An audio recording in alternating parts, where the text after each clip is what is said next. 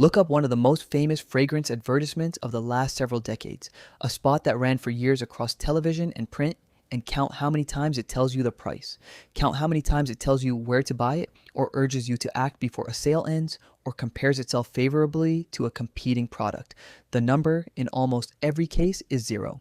What you'll find instead is roughly 30 seconds of cinematic mood, a famous face, a few words of atmospheric narration, and a logo appearing quietly at the very end. Sometimes without a single word of actual sales copy anywhere in the entire spot. Here's the detail that should genuinely surprise you. This isn't laziness, and it isn't a brand too wealthy to bother with marketing fundamentals.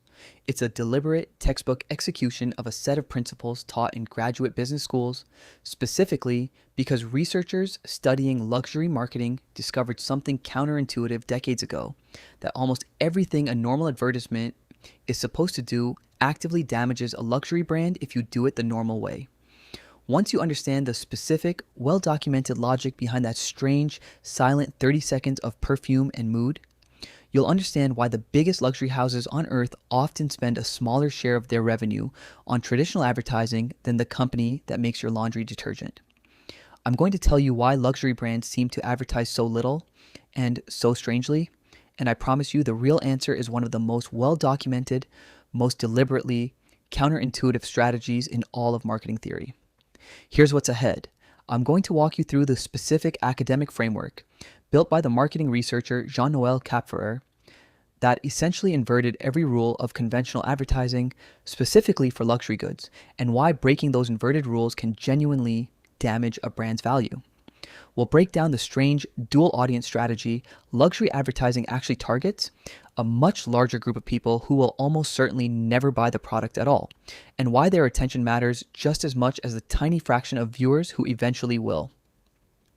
I'll show you how red carpet dressing deals and unprofitable haute couture runway shows function as some of the most effective advertising in the entire industry without ever technically being called advertising at all. And by the end, you'll understand why the quiet, priceless, almost information-free luxury ad you scrolled past without a second thought was doing more precise, more researched work than almost any advertisement you'll see today. Think of ordinary advertising the way you'd think of a store clerk actively trying to close a sale, explaining features, comparing prices, addressing objections, pushing toward a decision before you walk out the door.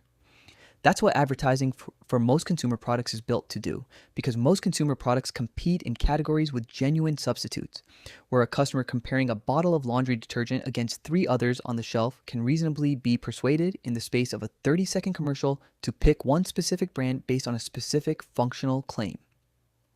Luxury advertising is doing something almost completely different, closer to a curator quietly hanging a painting in a gallery, saying almost nothing, trusting that the painting's placement, lighting, and context will do all the persuading required, and that any hard sell would actually cheapen the very thing being offered. A luxury brand isn't trying to win a comparison against a competitor in your head during a 30-second window. It's trying to protect and reinforce a feeling that took decades to build, and Kapferer's research is essentially the argument that the two goals require completely opposite advertising strategies, and that using the store clerk's approach on the gallery's painting destroys exactly the quality that made the painting valuable in the first place. The actual academic framework behind this isn't simply an aesthetic preference some luxury executives happen to share. It's a formalized, published body of marketing theory. Jean-Noël Kapferer, a French marketing professor who has spent much of his career specifically studying luxury brand management, developed what he explicitly called the anti-laws of marketing, a set of principles arguing that many of the standard rules taught in conventional marketing programs actively work against a luxury brand rather than for it. Conventional marketing generally teaches that a brand should respond to demand, expand distribution to capture as much market share as possible, discount to drive volume during slow periods, and advertise heavily to directly convert viewers into buyers. Kapferer's framework argues, with substantial supporting research and case study evidence drawn from decades of luxury industry data, that a genuine luxury brand should do close to the opposite on every one of those fronts, deliberately restricting distribution rather than expanding it, avoiding discounts because they permanently damage the perceived exclusivity of the brand, and using advertising specifically to reinforce dream and desire rather than to directly close sales, because directly closing sales is, Paradoxically, not actually the primary job luxury, advertising is meant to perform it all. Here's a specific mechanism that makes this counterintuitive claim make sense. And it's the single most important concept in this entire story. Something Kapferer and other luxury marketing researchers have described as the dream equation.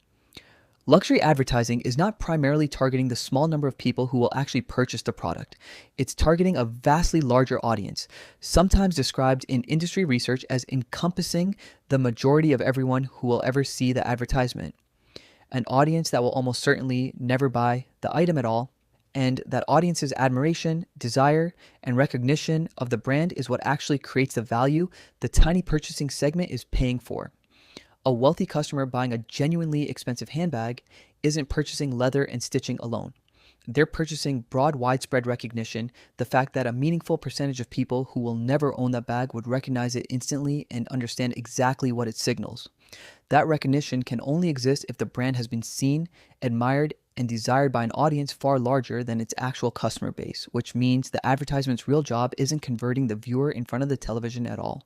It's building and maintaining that broad cultural recognition in millions of people who will never set foot inside the actual boutique, so that the tiny fraction who do walk in are purchasing a symbol that means something to everyone else too. There's a related, older piece of consumer research worth including here, because it explains why the dream equation isn't purely a modern marketing theory, but connects to a much deeper pattern in how humans relate to aspiration itself. Sociologists studying consumer aspiration and reference groups have long documented a phenomenon sometimes called aspirational consumption, the well-established finding that people don't primarily compare themselves against people in a completely different economic tier.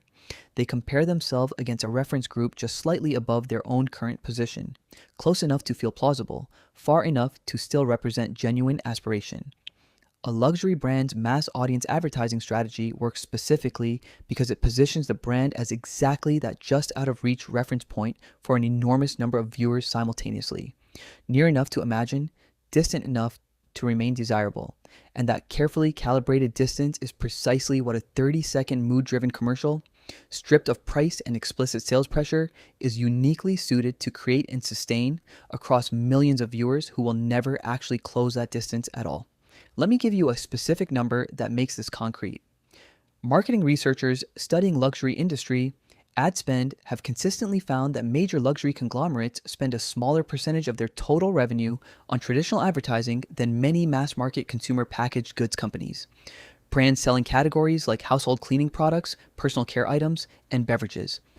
Categories that frequently allocate a considerably larger share of revenue toward advertising, specifically because those markets are defined by intense competition between largely interchangeable products, where advertising has to work hard continuously just to maintain existing market share against near identical substitutes. A luxury house doesn't face that same pressure in the same way because its entire value proposition depends on being perceived as fundamentally different from and above ordinary substitutes rather than functionally interchangeable with them, meaning the advertising doesn't need to work as hard, as constantly, or as explicitly to protect a market position that scarcity, heritage, and cultural recognition are already protecting through mechanisms advertising alone could never fully replicate. There's a second anti-law worth walking through in detail because it directly contradicts something almost every other consumer category treats as an obvious growth strategy: expanding distribution. Conventional marketing logic holds that a product should be made available in as many places as possible, more stores, more countries, more channels, since wider availability generally means more total sales. Kapferer's research argues the opposite for genuine luxury, that deliberately restricting where a product can be purchased, keeping it out of certain retail channels entirely, limiting the number of authorized boutiques in a given city, refusing distribution deals that would put the product on shelves alongside mass market goods, is itself a core part of what sustains a brand's perceived value. A luxury handbag sold in an accessible airport shop or a broad department store chain available to essentially anyone who walks by with a credit card is documented in luxury marketing research to carry measurably less prestige than the identical bag sold only through a small number of standalone flagship boutiques with the kind of controlled access and allocation systems discussed elsewhere in luxury retail strategy. This principle explains a pattern you've likely noticed without naming it, that the biggest, most prestigious luxury houses tend to operate a comparatively small number of their own directly controlled stores worldwide. rather than the sprawling retail footprint a mass market brand selling a comparable dollar volume would typically maintain, because narrow distribution isn't a limitation the brand is working around. It's a deliberate lever protecting the exact same exclusivity. The quiet, information-free advertising is simultaneously reinforcing. Why the actual content of luxury advertisements looks the way it does comes down to specifics, because CAPFIR's anti-laws get remarkably precise here, and each rule maps directly onto something you've probably noticed without ever quite naming it. One of the clearest anti-laws states that a luxury brand's communication should never explicitly compare itself to competitors, should avoid clear calls to action urging immediate purchase, and should keep pricing almost entirely absent from the actual advertising material itself, a principle closely connected to the broader luxury pricing opacity we've discussed in relation to boutique sales floors, extended here into the advertising itself. A television commercial that says "buy now," or that says "why pay more elsewhere," is implicitly acknowledging that the product exists inside an ordinary competitive marketplace, subject to ordinary comparison and ordinary urgency. Exactly the framing a luxury brand's entire pricing and retail strategy is working to avoid. By stripping out price, comparison, and urgency entirely, the advertisement itself reinforces the same desacralized, sacred object positioning that the boutique's missing price tag and the private, spoken price quote are simultaneously reinforcing on the sales floor, creating a completely consistent experience across every single touch point. A customer encounters from the television spot to the moment they finally ask a salesperson what something cost. Here's a related historical detail worth knowing. Because it shows this particular anti-law isn't a recent digital age innovation, it traces back to a specific, deliberate choice made by one of the 20th century's most influential fashion figures.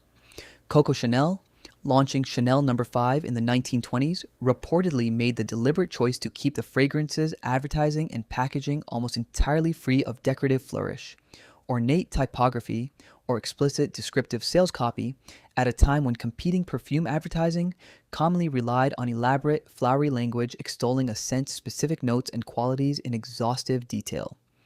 Fashion historians studying the launch have described this minimalist choice, a plain rectangular bottle, a simple label, advertising built around mood and image rather than descriptive claims, as a genuinely radical departure from prevailing industry practice at the time, one that early luxury marketing scholars later pointed to as an early, intuitive precursor to the formal anti-laws CAPFIR would only academically codify decades later. The strategy wasn't born from academic research at all. It emerged from an instinct, later validated and formalized by extensive market research, that silence and restraint communicated exclusivity far more effectively than explanation ever could. There's a specific, genuinely fascinating mechanism most people have seen work in real time without ever recognizing it as advertising at all. Red carpet dressing. Major fashion houses invest significant resources, sometimes including direct payment, sometimes simply the loan of an extraordinarily expensive gown along with a team of stylists, specifically to dress celebrities for major televised award shows, and industry analysts covering fashion marketing have been explicit that this practice generates a scale of earned media exposure that a comparable traditional advertising buy could never achieve for anywhere near the same cost. A single gown worn by a prominent actress walking a red carpet generates coverage across entertainment press, fashion press, and social media, generally for free or at a fraction of the cost of an equivalent 30-second commercial slot. And critically, that coverage arrives framed as genuine journalism or cultural commentary rather than as an advertisement, which means viewers process it with none of the skepticism they'd automatically apply to a paid commercial spot. Fashion industry consultants specializing in this exact strategy have described red carpet placement as one of the highest return on investment marketing tools available anywhere in the luxury sector, precisely because it never announces itself as marketing at all, arriving instead disguised as pure cultural coverage, which makes it enormously more persuasive than a conventional advertisement working the exact same audience through a channel everyone already knows to discount. Here's a related mechanism that operates on an even larger scale, and it involves one of the strangest financial arrangements in the entire fashion industry: the haute couture runway show. Genuine haute couture, the extraordinarily labor-intensive, handmade garments shown on runways at Paris Fashion Week by a small handful of officially recognized houses, is, by widespread industry acknowledgement, generally unprofitable as a standalone business line. sometimes costing a house significantly more to produce a single collection than the handful of pieces actually sold to genuine private clients will ever generate in direct revenue. Fashion business analysts and executives themselves have been candid for years that haute couture functions less as a profit center and more as what's sometimes described within the industry as a marketing loss leader. An enormously expensive, elaborate spectacle whose real financial purpose isn't selling the literal runway garments at all, but generating the cultural buzz, press coverage, and brand mystique that drives sales in the house's genuinely profitable categories: perfume, cosmetics, sunglasses, and leather accessories. Product lines that carry the exact same brand name and cultural cachet. The runway show just spent millions of dollars generating at a fraction of the production cost and a dramatically larger potential customer base. The runway show is advertising in its purest, most extreme form, an enormous, deliberately unprofitable spectacle whose entire financial justification is the halo effect it casts over everything else the company actually sells at scale. Let me give you a short scene that captures how this conversation actually happens inside a luxury marketing department, based on patterns described in fashion business journalism and interviews with brand executives over the years. A marketing director presents next year's advertising budget to leadership, and instead of proposing an increase in television spend to drive perfume sales directly, the recommendation centers on securing a specific A-list actress for the brand's next campaign, along with a guaranteed red carpet dressing commitment for the upcoming award season, and continued uninterrupted investment in a haute couture show that everyone in the room already knows will lose money on paper. Nobody in the meeting asks how many bottles of perfume the actress's campaign will directly sell this quarter, because that isn't the metric being optimized. The metric being tracked, according to how luxury marketing executives have described these internal conversations in trade interviews, is closer to brand desirability and awareness, measured through ongoing market research surveys, tracking how broadly and how favorably the brand is recognized across a population far larger than its actual customer base. Because that broad recognition, not this quarter's direct sales figure, is understood internally as the actual asset. The entire advertising budget exists to protect and grow. There's a well-documented cautionary case study worth naming directly here because it shows exactly how badly overexposure can damage a house that once sat at the very top of the industry. Burberry. The British luxury house experienced a well-documented period in the late 1990s and early 2000s where its distinctive check pattern became so widely licensed, reproduced, and visible across a huge range of accessible, comparatively inexpensive products that the brand suffered a significant, measurable decline in prestige among its traditional, wealthy customer base. With the pattern becoming so culturally ubiquitous that fashion journalists and marketing analysts at the time explicitly connected its overexposure to a real, documented shift in how the brand was perceived, moving from rarefied luxury towards something closer to common streetwear in the public imagination.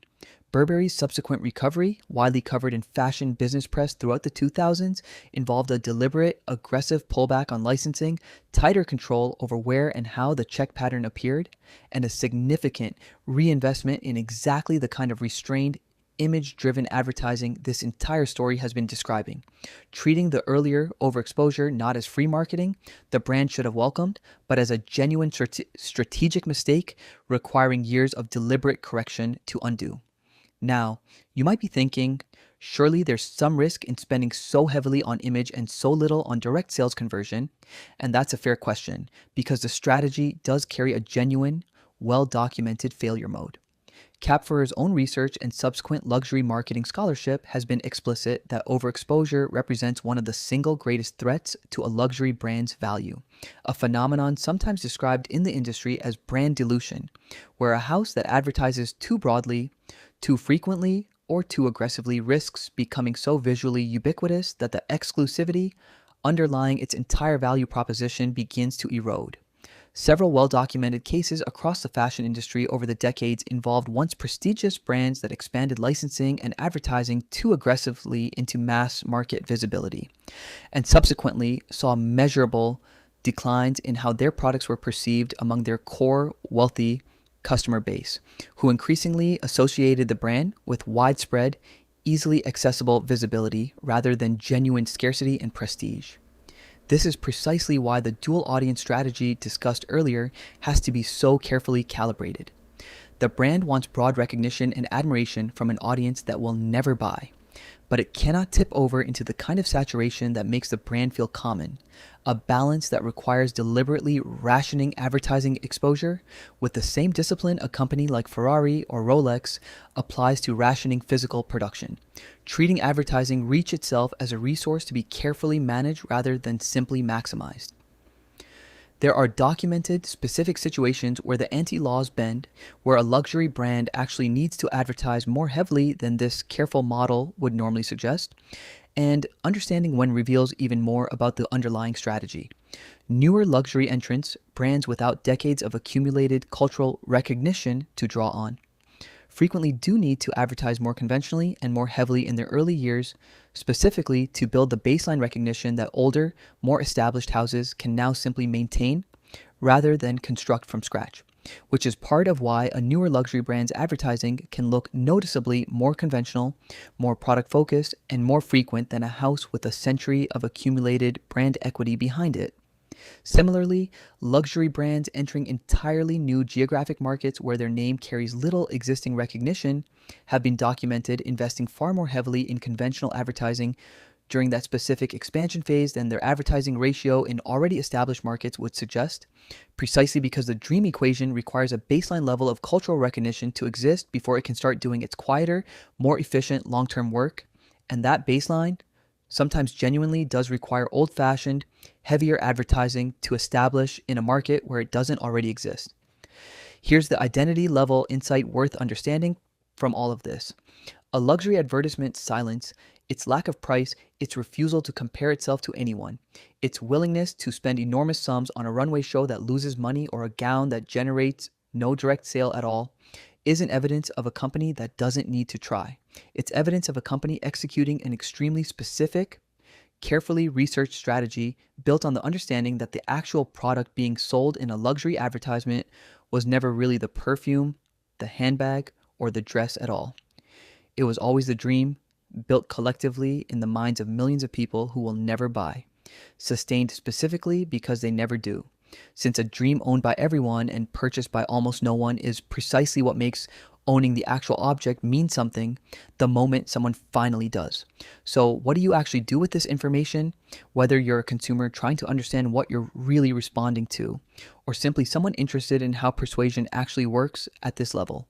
First, recognize the absence of explicit selling as itself a signal worth noticing, because an advertisement that tells you almost nothing concrete, no price, no comparison, no urgency, is very often working on you through a completely different mechanism than the ads that do, building broad cultural association rather than direct persuasion, and noticing that shift can help you separate genuine product interest from simple exposure to a well-executed dream. Second, understand that a celebrity you see wearing a specific designer at an award show is very likely part of a paid or negotiated arrangement rather than a spontaneous personal choice, even when the coverage is framed as pure entertainment journalism.